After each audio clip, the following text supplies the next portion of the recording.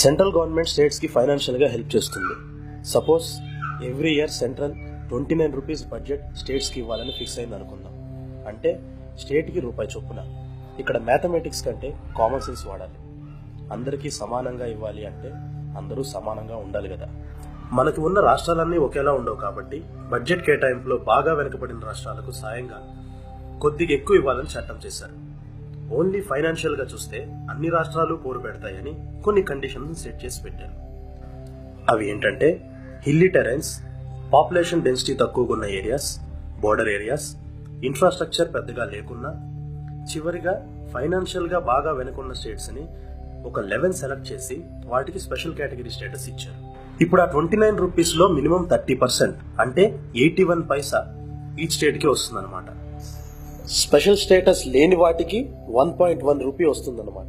Central sponsored schemes and external special aid కింద వచ్చే amount normal states కి అయితే 30:70 రేషియోలో, అంటే 100 రూపాయలు ఇస్తే నార్మల్ స్టేట్స్ 70 రూపాయలు సెంటర్ కి తిరిగి కట్టాలి.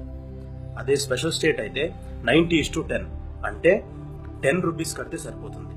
అంటే మన స్టేట్ కి మిగిలిన 60 రూపీస్ ని వేరే డెవలప్మెంట్ కోసం యూజ్ చేసుకోవచ్చు. ఎక్సైజ్ డ్యూటీ మీద గట్టిగా కన్సెషన్ ఉంటుంది. పరిశ్రమలు రావడానికి ఇదే చాలా main reason. Manufacturing tax, indirect tax, excise duty కట్టేది కన్సూమర్. సో ఎక్సైజ్ మీద కన్సెషన్ ఉంటే ప్రోడక్ట్ కాస్ట్ తగ్గుద్ది.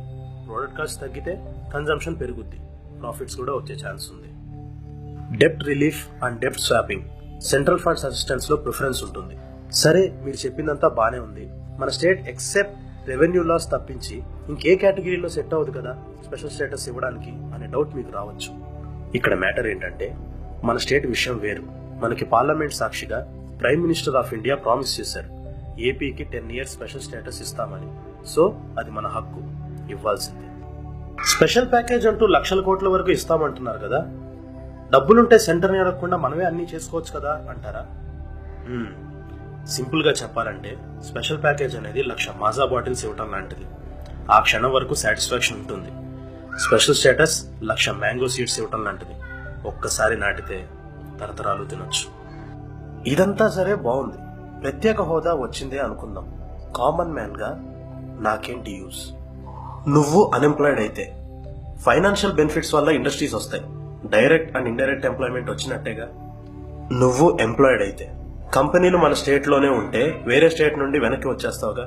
నువ్వు స్టేట్ గవర్నమెంట్ ఇచ్చే పథకాల మీద ఆధారపడి బతికేవాడివి అయితే సెంట్రల్ గవర్నమెంట్ నుంచి వచ్చే డబ్బుల్లో 10% తిరిగి కట్టాలి. నార్మల్ గా అయితే 70%. దాంతో పోలిస్తే 60% సేవ్ అయినట్టేగా.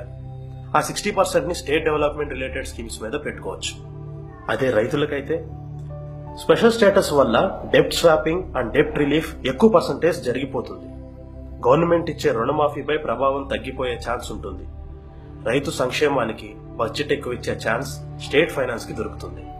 ఒక్క విషయం మామ, స్పెషల్ స్టేటస్ వస్తే ఏపీలో ప్రతి ఊరు హైదరాబాద్ అయిపోదు, కానీ మన ఊరు నుండి హైదరాబాద్ వెళ్లాల్సిన అవసరం మటుకు తగ్గిపోతుంది.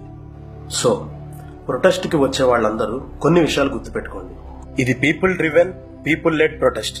నీ రేపటి కోసం నువ్వు పడుతున్న కష్టం. So no party, no hero, no caste related slogans అనే విషయం మాత్రం మర్చిపోకండి. బస్ అద్దాలు పగలగొడదాం, ఆటోలు తగలబెడదాం అనే ఇంటెన్షన్స్ ఉంటే దయచేసి ఇంట్లో కూర్చోండి.